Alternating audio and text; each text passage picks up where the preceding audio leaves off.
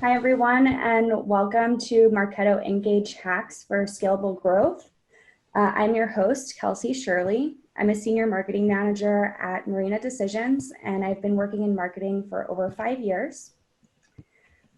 Before we begin, I will note that this will be a recorded session, and the recording will be available to you later today.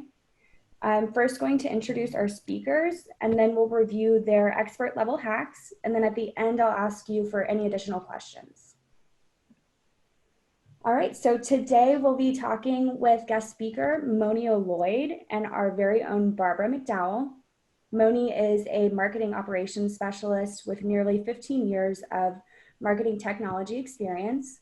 She's worked with all of the major marketing automation companies, including Marketo Engage, Eloqua, HubSpot, and ExactTarget, both consulting and directing for B2B organizations. She has a proven track record in integrated marketing, especially with establishing a digital presence through SEO and SEM, demand generation processes, and website optimization. Moni is an award winner and has been a presenter at both Marketo Engage and Eloqua conferences in the past. And then Barbara here is a senior marketing automation manager with Marrina Decisions and a veteran in the marketing automation space. She's worked with both B2B and B2C clients across many verticals, including tech, financial, education, and healthcare. As a 5-time Marketo certified expert and Marketo certified solution architect, she's spent countless hours working hands-on in Marketo and training others. To kick things off, I was thinking maybe we could all share a little fun fact about ourselves first. So I can go first. I live in Jacksonville, Florida with my boyfriend and our cat and dog.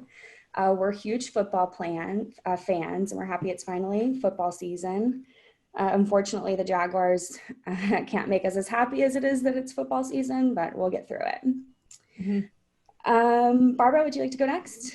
Sure. I'm Barbara McDowell. I am here in Bozeman, Montana. It's definitely looking very fall-like here. Fun fact about myself, I live here with my family, and I've got 3 children, all school age, and 3 dogs, and we just brought in 2 kittens into the mix. So a nice, fun, crazy household here. That sounds awesome. You can go ahead, Barbara, or Moni. I am based out of a town called Columbia, Maryland, which is about 20 minutes outside of Baltimore, 45 minutes from Washington, D.C. Born and raised here my whole life. And fun fact is I am into weightlifting. I won't say my personal record because I'm working on it. It's since COVID, the gym's opened up in COVID. I need to get back to it, but that's a fun fact. I like to weightlift. That's awesome. Yeah, there's no way I could do that right now. All right, so let's get into it. So my first question or topic is about smart campaigns and standardizing data. What are some different ways that you can use smart campaigns to standardize data? Yeah, good question. I'll take this one to start us off. So one of the biggest tasks that you're going to have as a marketing operations person and dealing with a tool in Marketo is your database. Your database is everything. It's how you're going to execute against these campaigns and communicate with your audience. So you need to have processes that are running in the background to help you manage your database, and standardization is one of them. And you can have smart campaigns to address that. So one of the kind of low-hanging fruits of having smart campaigns to standardize your data is using it for like state or country fields. So having some normalized nomenclature around how you handle country is important. So do you use the United States, USA, United States of America? Is that consistent across not only Marketo, but your CRM or any other databases you're using? So once you do, you want to have smart campaigns in the background looking for the acronyms as well as the full name, and then whatever you standardize on, make it that, and that just runs nightly. And then you can also on your forms obviously standardize those fields as well. So on inbound, you don't even have to do that, but you never know what comes inbound from the CRM or other databases, like I said, depending on your integration. So you just want to have that running in the background. Another one is for role or title. So titles can vary across companies, as we know. So if you want to do things like dynamic content or personalization, it's a good idea to standardize the role field. Now, we don't want to change title, but we want to have a additional field that normalizes the role based on the title. So I'll use myself, for example, we're in cybersecurity. I want my buyer personas around a CISO, a director of security, and an engineer or analyst. So my titles are going to map to those particular roles, right? So you can do that on inbound too. So if title contains chief security, then normalize the role to be CISO, things like that. And then finally, I would have standardized campaigns in the background to pick up erroneous data, jump sort of data, like we've all run into the, Daffy Duck forms or, odd names or funny character names like that. So you can't account for all of the variations of that, but I would definitely recommend having smart campaigns looking for XYZ, ABC, test, things like that, known junk terms, so you can automatically either delete that from your database or quarantine them so you don't send that, mess up your email deliverabilities, sending to those junk email addresses. Moni, those are all great examples. The other thing I was thinking of is if you are connected to a CRM, working with your admin, and if they're changing pick list values, say on the Salesforce side, making sure that we're updating them on the Marketo side. So you can use those smart campaigns to clean up existing data if we need to do any change of mapping, and then, obviously just have everything in there the way that it needs to, so that we don't create sync issues and things like that. Mm-hmm. Good point. Yeah, those are great points. So that'll lead me into my next one about database health. In addition to having a clean database, how can you tell if you have a healthy database or not? Yeah, I can take this one. So database is king, right? That data, you've got to have good, clean data, or, you're kind of dead in the water. So, having that clean data isn't something that you want to check once in a while. It's something that you want to be constantly monitoring. And I can't stress that enough, for sure. So, on a regular basis, monthly, quarterly, things like that, you want to go in and take a look at all of your different counts and be tracking those over time so that you can see when issues might come up before they become big issues. A good place to start is with those system smart lists that Marketo provides you within the database area. Those are those ones that have those great little icons. Go in there, check those out on a regular basis. Those are going to give you your unsubscribe counts, invalid email, possible duplicates, people that are missing acquisition programs, things like that.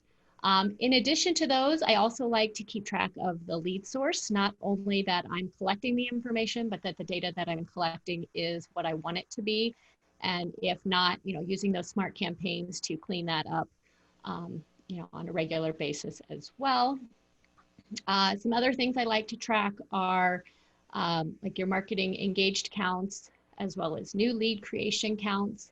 On the flip side, your inactive leads, and again, tracking those on like a 30, 60, 90-day basis. So again, you can see things, if you have a huge spike and you're not expecting that in something, you can investigate further.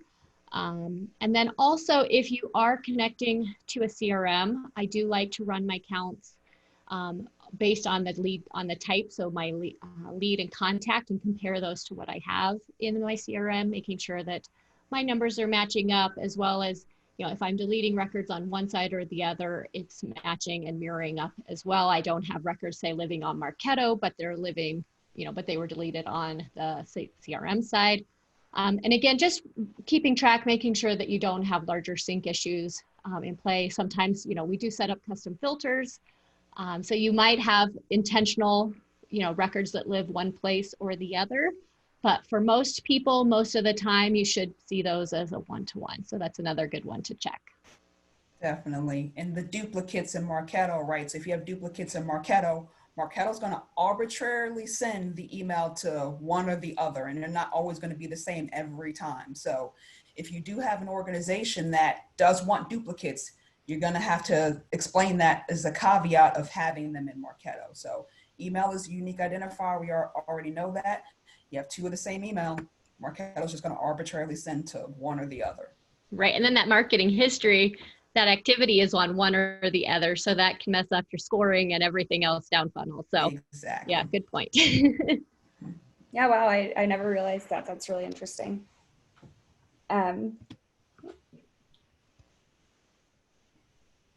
Alrighty.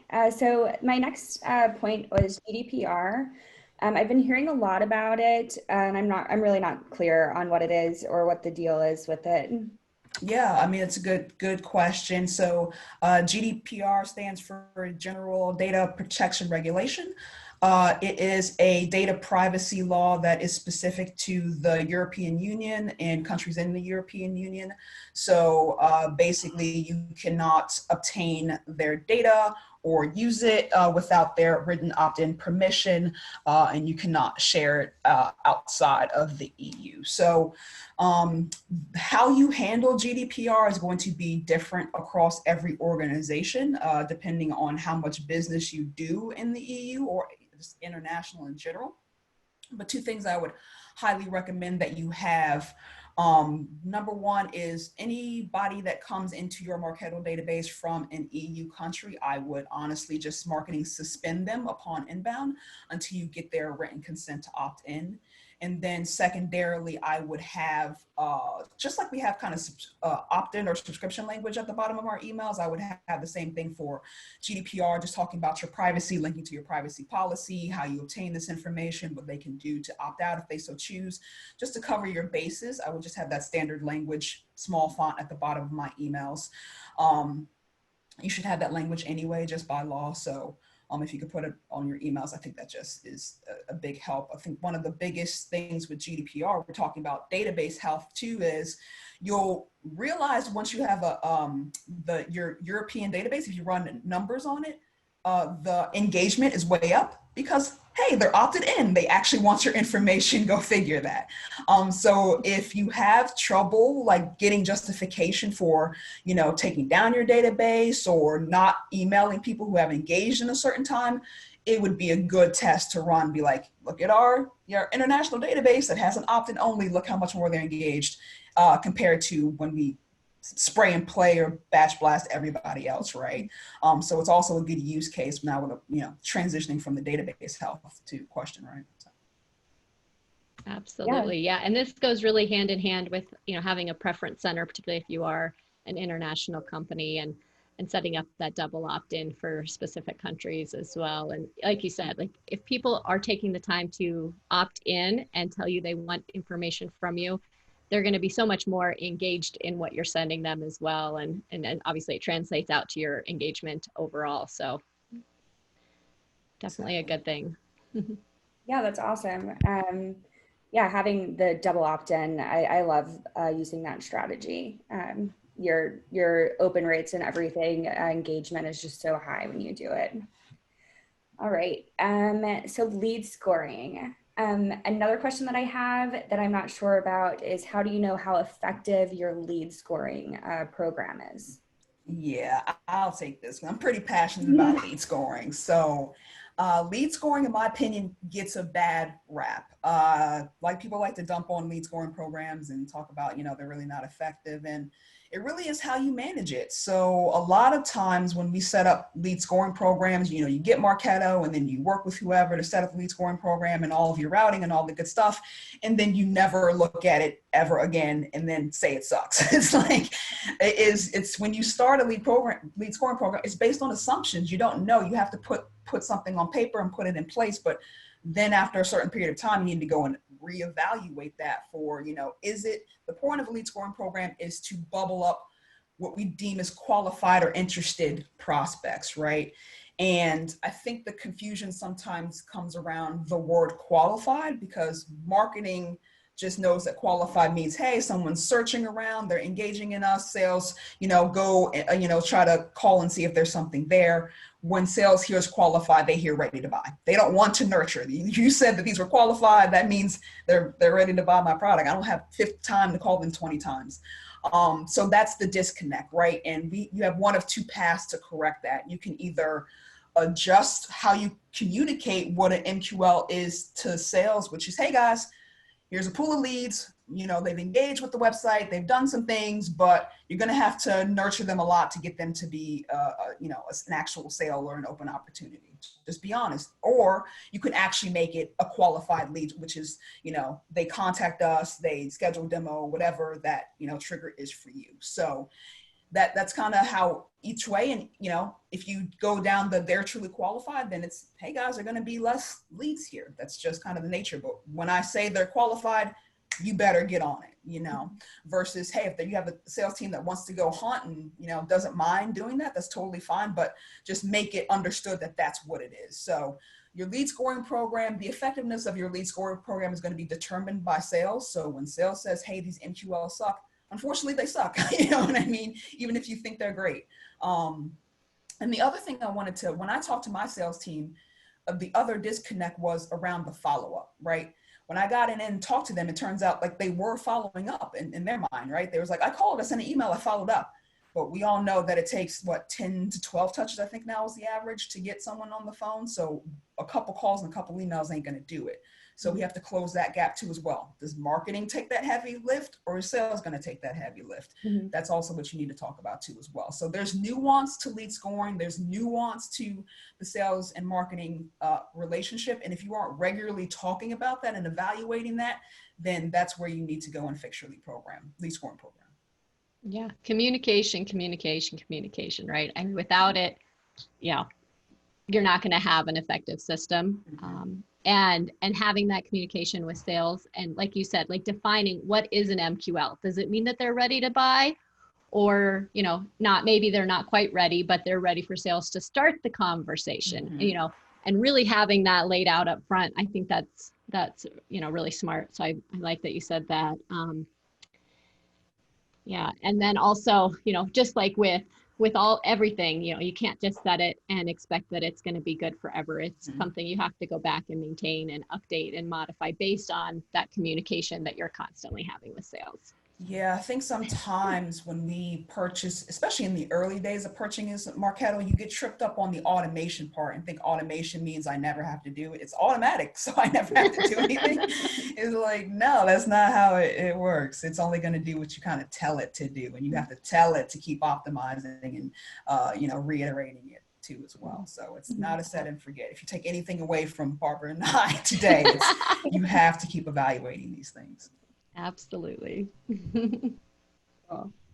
That's good. It's job security that it's not going to just take over for you. All right. Since we're on the topic of lead scoring, I wanted to talk about scoring and qualifying leads within an isolated program or campaign. So can you do that? Is it worth it? Yeah, I can take this one. So yes, you can do it. Should you do it, I think, is the next question. And I would say 99.9% or higher. The answer is no, you shouldn't. You really should be leveraging your central scoring model. And if you find that something is missing from it, you're going back and you're making updates to it, things like that, constantly reiterating that scoring model. But sure, you can add it in a flow step if you have a very isolated incident, say where, something's going to happen this one time only, never to be repeated again. You need to give them a bump in scoring or pass it directly over to sales, something like that. Yes, you can. But again, just want to reiterate that, honestly, in all of the different cases I've seen, I can't think of one where it would make sense to do it. Mm-hmm. So even though you can, I would say you shouldn't. Okay, fair enough. Yeah. So the one side of the automation and never touching it again is the other thing is operational efficiency, right? So if you have a global lead scoring program, we just said you have to look at it constantly, reiterate it all the time. Now imagine adding little and isolated campaign scoring. So you have to, once you adjust your big one, now have to go back and think about all these little ones and then manage those two as well. It's like, that's not operationally efficient. That's adding more work to you. Scores decay, things that happen all the time. It's like you change direction. Has that ever happened? It's like, yeah, we're not going to do this anymore. We're going to change direction. We're not even doing this messaging, this content anymore. We're like, don't do it to yourself. You know, just have the one, focus on that one, and then optimize from there. Yes. Oh, I can't imagine having things all in different places and having to remember to update everything. Like it just wouldn't happen. Never happen. No way. Just create a mess for sure. All right, great. The next topic we have is multi-channel tracking. What are the best practices for tracking marketing activity across multiple channels? Yeah, I mean, that's a good question because we just said we don't want to have isolated campaigns that score. So how do you do it? So really the answer is you have to level up. You have to take a step back. So it's a buyer's journey and we're trying to take people from one stage to the next stage to the ultimate goal, right? So that's really how you should track. So your campaigns are going to be based on where that campaign fits in the buyer's journey and can it get the prospect from that stage to the next stage. I like to give this example all the time of what I talk about. And I use PPC as an example. Normally what we would do is we set up a PPC campaign and it would go to a white paper or a webinar. And then based on those downloads, we send all those leads to sales and say, hey, follow up with this. Well, if they're coming from PPC, that means they're Googling. Googling means research. Research means awareness first stage, right? So why am I sending them to sales when they're just in the first stage of awareness and research? The goal of my PPC campaign should be to get them from awareness to either more education or consideration. So that should be what my conversion point is. So it's not the PPC campaign to the white paper to sales, it's PPC to the white paper to maybe another webinar, another educational piece or a calculator or something like that, that indicates, hey, I want to continue this journey with you guys. I'm still educating myself. And now I found you're the solution that I want to narrow down to, right? Those are the indicators that we're trying to get on the buyer's journey. So we would like to blame the PPC campaign for not doing the conversion, but really we're not setting it up right to be successful in the first place. So it's really the approach, and does this campaign get my prospect from the stage that they're in to the next stage that I need them to be in to complete the journey? That's how you track it. Moni, I love the way that you describe that and simplifying it where you're not necessarily, there's a time and a place for your, first touch and last touch and multi-touch and all of that, but really looking at it from a place in the buyer's journey and connecting it and saying, okay, I want to get them from here to there, and what is effective in that place, in that movement, and looking at it, just like your example, if they're in the awareness stage and PPC is hitting them and it's taking them to that next point, it's getting it in the door, then that's a success. Sure. Is it necessarily converting them to an MQL? No, but that's not the purpose of it. So I love the way that you simplified that and break it out into the buyer journey and relate it back to that. I think that's really smart. Yeah, I think sometimes marketers get stuck with that funnel and everything having to be tied to revenue. And if this campaign doesn't produce revenue, then it stinks. And it's like, you have to put things in their proper place and context. If you actually take 1,000-foot view, it would make zero sense to have a PPC campaign result in a B2B sale, given that it's a large buying committee, your dollars are large. If you're reaching out to enterprise, it really doesn't make any sense. So why are you judging it in that frame, So just take a step back, put the campaign in its proper place. Is it doing the effective job of that particular campaign? And that will ultimately lead you to the revenue because you're bringing them along, and you can easily track it better because you've now mapped out the buyer's journey. So you know what are the indicators. You're not guessing about them, right? Mm-hmm. Yep. So love it. Awesome. So my next topic is program personalization. It's been a major topic in the email marketing industry, obviously, and it's consistently being brought up. What's an easy way to personalize a program with customer information? Yeah, I can take this one. So, a couple things come to mind. One, of course, using tokens. Marketo allows you to utilize a token for any value that's in the database. So whether that's on the lead or the company, or a custom field that you create. If it's a field in the database, you can create a token based on that. Now, keep in mind, you have to have clean data on the back end. Back to our very first topic, like if you're going to personalize on first name, not only do you need to make sure that you're setting a default value, but also that you know that your data is clean and it's good and you've scrubbed it of things, those, sometimes people put in things to catch you and, they're going to be offended if you write, hi, Donald Duck, because that's what they wrote on their form.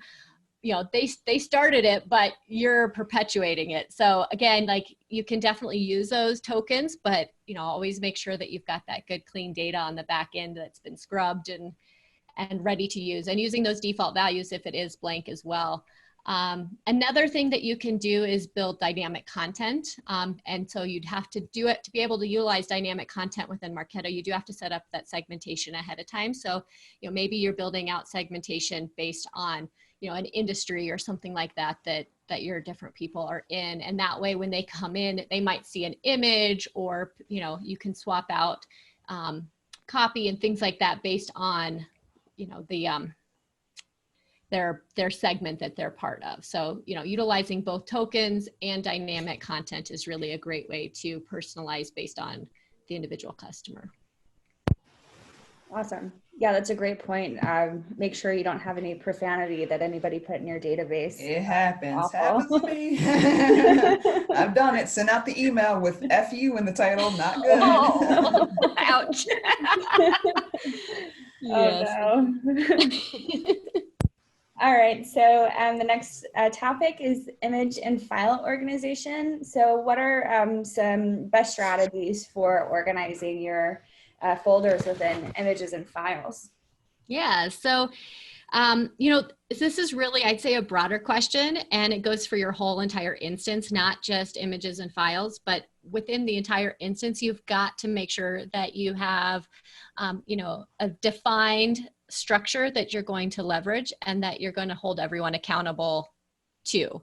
So you need to define what your foldering structure is going to be, how you're going to use subfolders, as well as a naming convention. Ideally one that is, alphanumeric for sorting, possibly, either again, using foldering or your naming convention or a combination of the two to make it easier to do your, archiving on a regular basis, to be able to quickly and easily find your assets.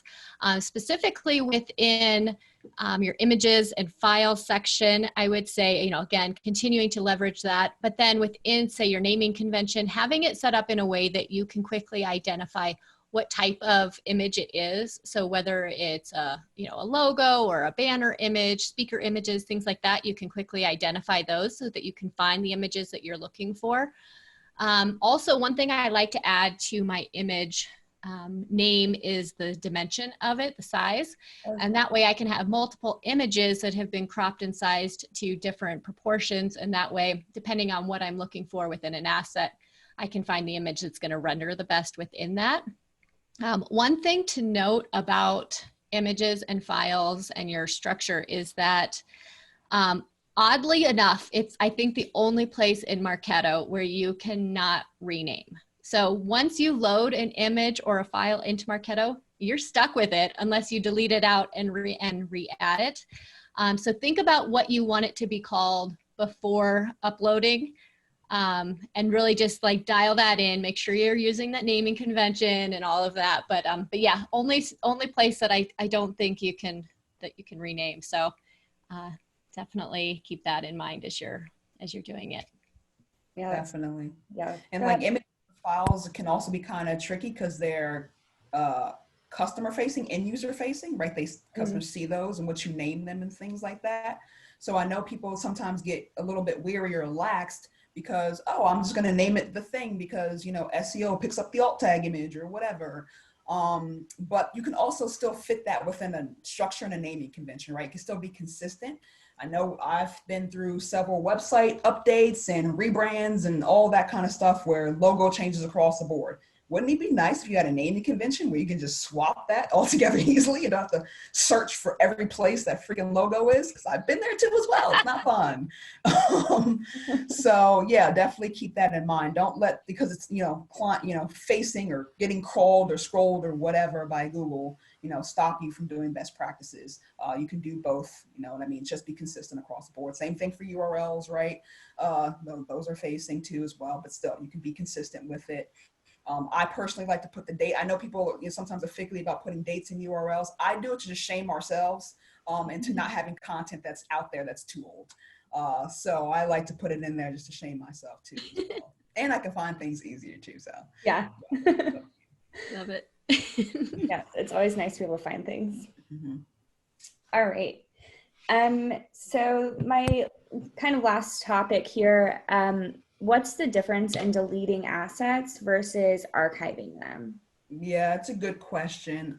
So the biggest difference is if you delete an asset, all the data that's associated with it is also gone forever. So I highly, highly recommend not deleting any assets, especially if you didn't create it. Like if you didn't create it, but it says like test or something like that, I still wouldn't delete it. I would still archive it because you never know. So like only if you set it up personally and you set it up erroneously, you set it up just to see something, a feature or something like that. That's the only time I would delete. Otherwise, it's archive. Archiving doesn't hurt you. It's the same kind of process. It gets it, kind of gets it out of your way, cleans up your view so you can see your tree view very clean, but all the data is still there. I don't know how many times we've gone into instances and something has happened erroneously you didn't know was going to happen, and that data in the activity history saved you, and you figured out, where things were coming from and what happened. So do not delete, because that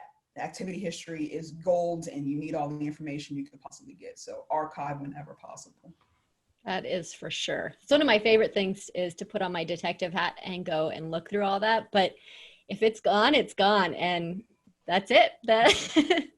So yeah, definitely. And I definitely, I try to really reiterate with everyone I work with, if you didn't create it, you absolutely should not be the one deleting it. And even if you did create it, unless you just did it, certainly we've all been, that there are times where you go to create a smart list and you accidentally create a smart campaign. Sure, delete out that smart campaign, but do it right then.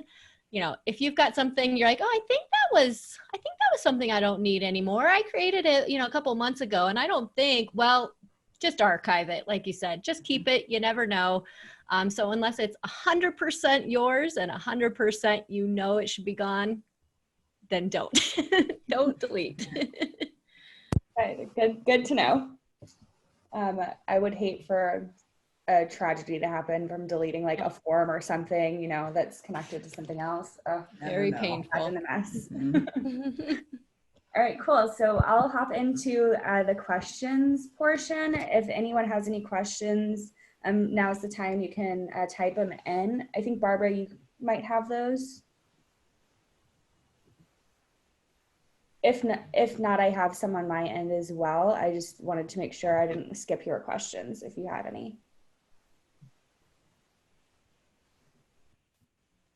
Yeah, I think you can go ahead. Okay, cool. So the first question I got a little while ago, how do you know if a piece of content should be gated? Yeah, so gating, that's a great question, and something that I feel like is debated often in this space, whether or not to gate something.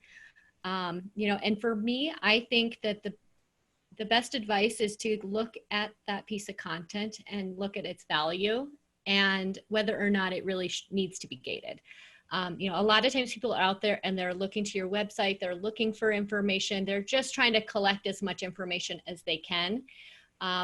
And being able, if they're not at a point where they're ready to give their information to sales, they're more likely to give information that's not valid anyway. So I would tend to give more information than not, and gate the things that you find are super high value or are specific and proprietary to your company that you want to make sure that you're tracking who's collecting that information. and looking at it also when you're asking like, how many questions do you need to ask if you're going to gate? If it's something that's, that's valuable, but maybe not high value, should you be asking, 5, 6 questions? Probably not. Maybe an email only, maybe, just the bare minimum of what you need to be able to route it to sales, if you're going to collect that information. So I would say, really think about the value that you're offering. Does it make sense to gate it? And if it is a high value, then go ahead, but minimize the number of questions you're asking and expecting people to provide to get that. Totally agree. And again, I think it's buyer stage, right? If they're in the awareness, either you don't gate it or, just like Barbara said, only ask for email address. People are savvy these days. They know, okay? They know that they're about to get 1 billion sales calls. They know you're about to send them 8 billion emails. Like, people are aware. That's why you get a lot of like Gmail, Hotmail, personal emails, because they're aware, they're giving you their junk. They're giving you their junk email. So yeah, I totally agree. I mean, the more we can give away, the better. It's a relationship, right? We're trying to build a relationship. So don't put so many barriers for them to get the relationship. So I would say evaluate the content based on the buyer stage it's in. The further down the funnel, the more you can ask. Further up the funnel, don't ask anything, or just ask for something very, very bare minimum. Fair enough. And the next question that's come in is, can you explain snippets? Yeah, so it's confusing. I will definitely give you that. So how I like to explain snippets versus dynamic content is that it's kind of actually a similar concept, but with dynamic content, the content changes within the email, but the email doesn't change, versus with snippets, the snippet itself, the content doesn't change, but you can put it in any asset, landing page, or email you want to. So a common example of a usage for snippet is like a subscription center or a signature, where per email, like you can put a subscription center on a landing page, you can put it on an email, you can put it on this particular thing, you can take it and put it wherever, versus dynamic content, right, where that is in that one email. It's just one email. That email doesn't change, but the content within the email changes depending on the segment. So I hope that kind of makes sense. I like the way you described that. Another good example is like your copyright date, things like that, you're going to have across multiple assets that you want to be able to quickly and change in a single spot. Mm-hmm. Yep. Cool. So the next question we have here is, when is it best to use a local asset versus a global asset? Yeah, so local versus global. I like to think of it whether or not it's something that's going to be used across multiple programs. And if it does, then it should be a global asset in my mind. So things like forms, things like that, if you're utilizing that form and you're going to use that, you have a single form that you're going to be referencing, that's a global that should be kept in your design studio, versus if you have a form where you're asking some specific questions that is tailored to a particular program. In that case, I think it makes the most sense to keep that within the program itself and make it a local asset. So if it's a one-time only asset, make it local, versus used across, then it's global, in my opinion. I totally agree. Yep. And again, it's not one or the other. You can use both in certain scenarios, right? Some campaigns, it makes sense to do local. Some makes sense to do a global one. So whichever works best for you based on the scenario Barbara just outlined. Oh, and I just thought of this. One thing I've seen once in a instance I was helping out with was they had all of their emails all in the design studio. Talk about hard to find and really hard to execute on.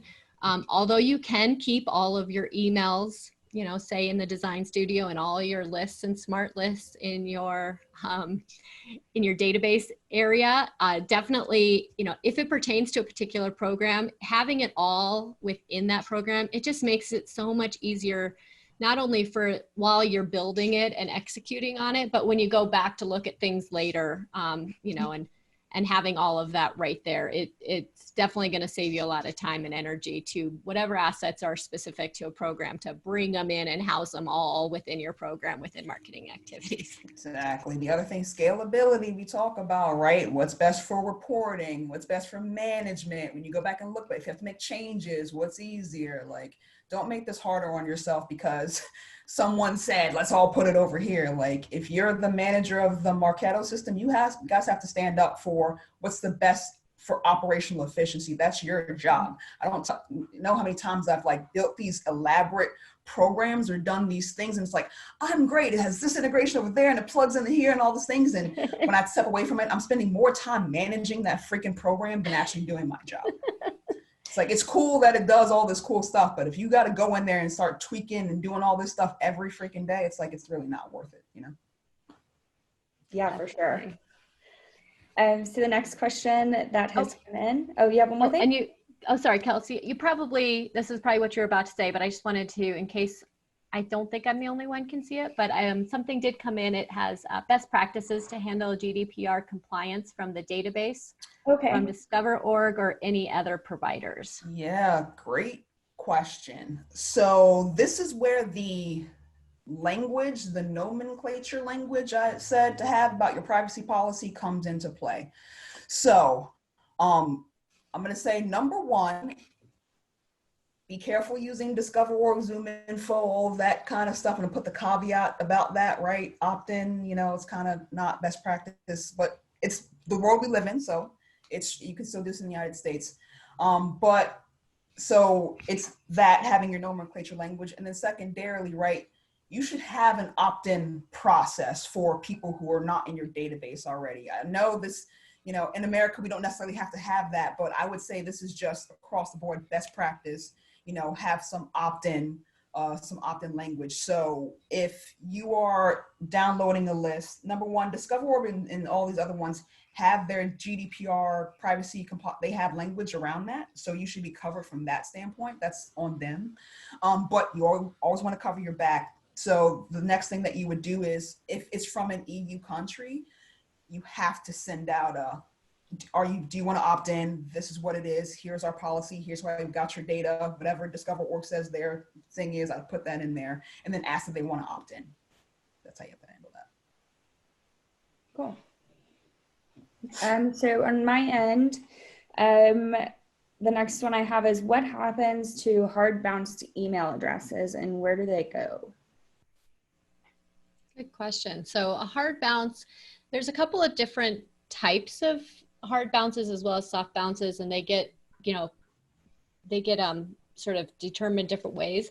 If it's one that Marketo determines to be an invalid, it will get marked as such, and then invalid emails, you know, they sort of just live out there, and the system will automatically suppress them from any of your email sends, things like that, so you don't have to worry about them.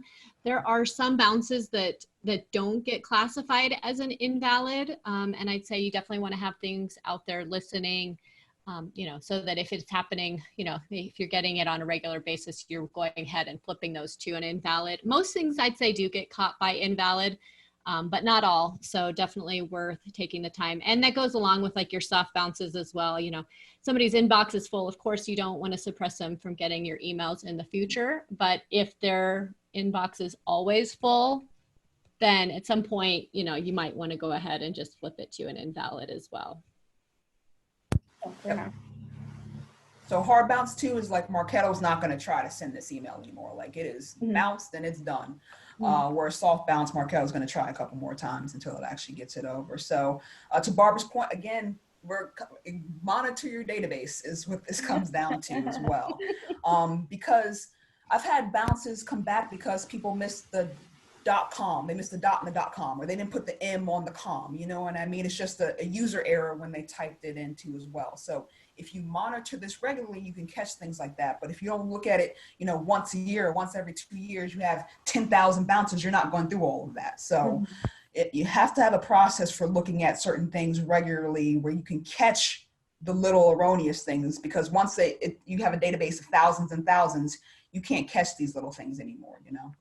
Yep, absolutely. Cool. So my next question here are, what are different ways that you can A/B test?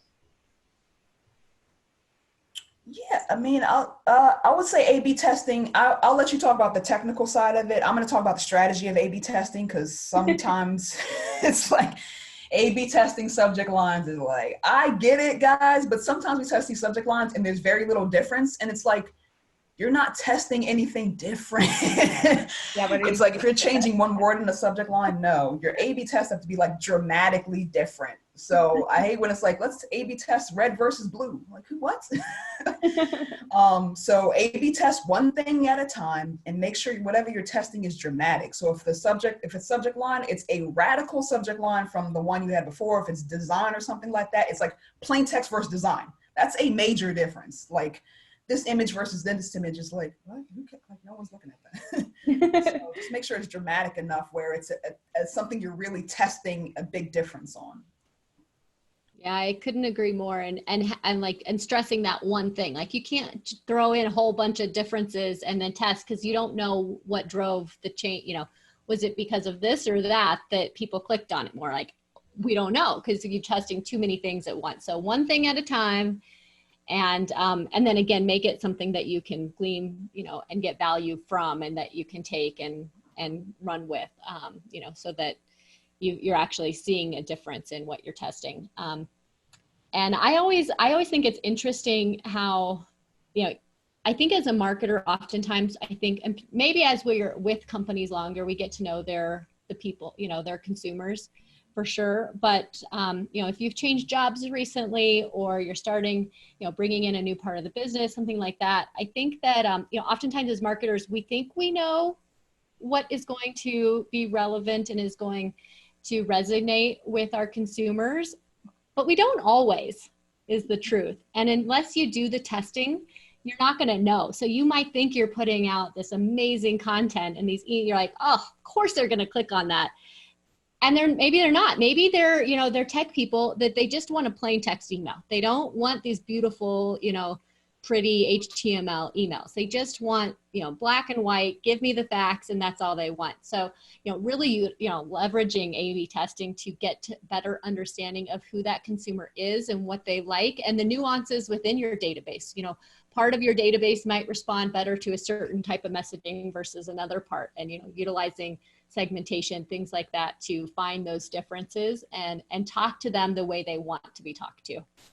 I think you just hit the nail on the head, right? A/B testing is to learn, gain knowledge, understanding, right? Not to, pick which thing is best. You're trying to understand your audience better and learn how they want to be marketed to. So that's what your A/B test should be around, not which color or which this is the best. Mm-hmm. That's not how you should focus. Yeah. Yeah, that's super interesting how you can tie A/B testing into personalization for your database. That's really cool. It's something that I haven't really considered before. Mm-hmm. So it looks like another one came in through here. Barbara, do you mind grabbing that one?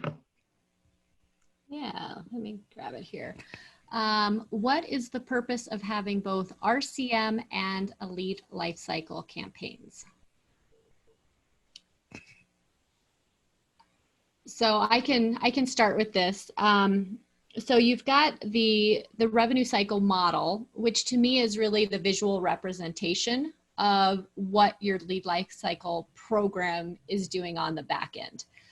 So I think they go hand in hand and they should kind of say the same story, but it's the lead life cycle program itself that is listening and managing that. But if you tie it together with your with the model itself, then you've got that back end reporting that you can also do and tie it back to those stages.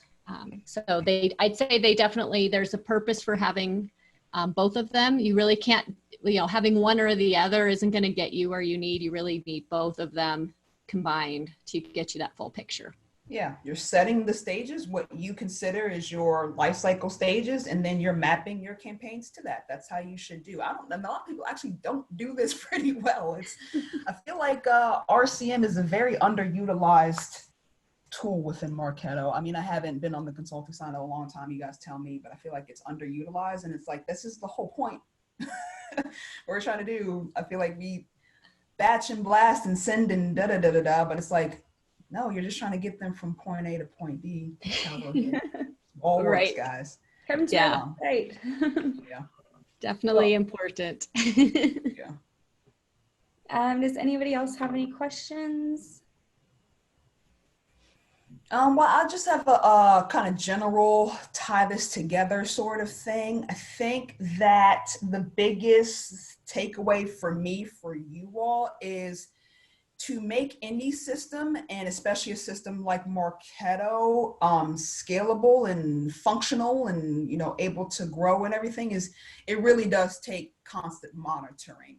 And my best advice to you is to set up a system for yourself and whoever other the admins are of the tool, to have some routine looking of the database, and not all together, but pieces of it. So, this week I'm looking at bounces and, invalid emails. And next week I'm going to check on my lead scoring. And then the other week I'm going to check on, the health of the database and see what the jump looks like. And it's just a routine process of sort of looking at it constantly. That way there's no surprises, there's no shocks, you're not caught with your pants down, something happens, something erroneously synced over here, you don't know what happens, your hair is on fire over here, right? You kind of have to take it on upon yourself to manage your time within the system. That way you're not reactive, right? Things are going to come at you all the time, every day, all day.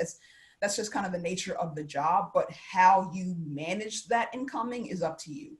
So it is, if you have structured time within your day to monitor that, all that hair on fire won't seem as on fire, because you have strong control of what's going on. You know what's going on in your database, right? You know instantly if, like, oh man, this thing happens, like I know to go over and look at this campaign over here. It's like, oh, this lead came in wrong, I know how to fix it over here. So whatever mechanisms you want to put in place to continuously look at the data and the Marketo and manage it is going to be just serve you in the long run and help you kind of manage your day and not feel always like everything's coming at you all of the time.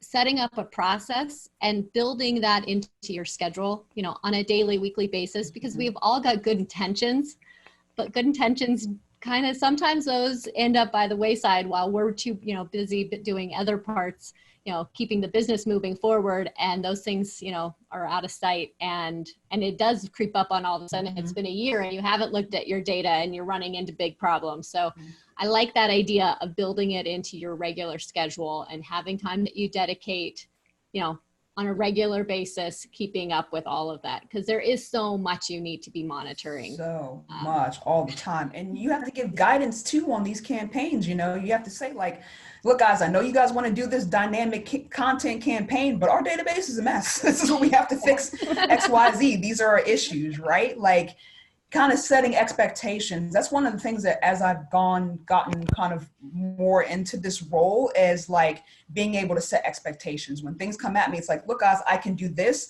but here are some of the consequences that could come up if we execute it this way, right? Now you have more control. You're just not, setting off campaigns left and right. It's more of a, hey, I know you want to do this, but here's what we're going to run into. Do you want to address this? If we do this, this is what could possibly happen. So don't come with 50 emails to me when this isn't working, that isn't working, right? I told you up front. Again, it's control. So you can turn around and say, hey, our title field is a hot mess. If you guys want me to send emails based on roles, here's what has to happen, right? Look at what's happening. I have 50 roles for VP and they're all over the place, right? Like, you now can have these conversations where it doesn't feel like you're just being dumped upon and you have to go figure this stuff out. You can now have a conversation back with your CMO or your director of campaigns or whatever and be like, love to do this. I think this is a great idea, campaign. Here are some of the caveats when I go execute this in Marketo. Absolutely. And I did have one more question that came in. This will be the last question of the webinar. What is your favorite report or best report to use and why? Uh-oh. Kelsey, you broke up. Am I frozen still? I actually think we're just about out of time also. So this might be just a good spot to close it break. out. Moni, this has been wonderful. I really enjoyed chatting with you. It's so fun to talk with you. And It's been wonderful. Yeah, Thank you. definitely. Lots of fun. Happy to do it again sometime in the future. For sure. Thank you everyone for all of your questions. We'll go ahead and close the webinar. Thank you guys again for your time and all of your valuable insights. If anyone wants any additional resources, you can visit our website at marrinadecisions.com. And thanks again. Check your inbox for additional invitations. Thank you, Thank everyone. you. Thank Bye. you. Bye.